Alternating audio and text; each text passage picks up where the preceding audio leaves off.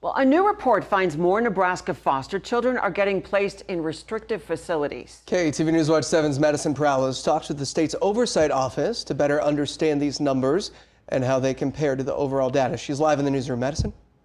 Bill, Julie, the Nebraska Foster Care Review Office finds a trend of fewer children in out-of-home care, but the number of kids getting put into congregate care facilities or institutionalized group care saw a significant increase in one agency.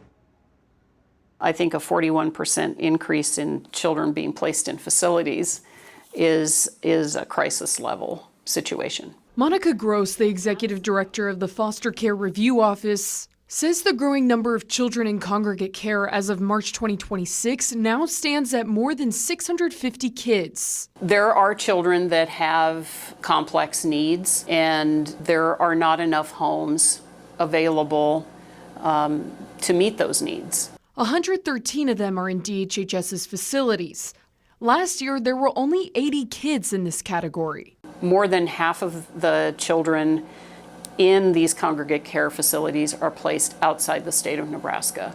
The data shows the average age of Nebraska children in a psychiatric treatment facility was 13 this year.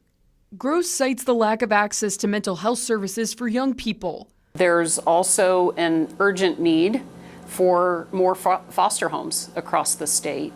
She expects this conversation will make its way into the next state legislative session. Increasing our capacity for some of these community-based services that are close to home. Gross says it's not just an investment in the younger generation, but for the future of the entire community. It's much more economical for children to be served in family homes, either their own home or a relative home or a licensed foster home.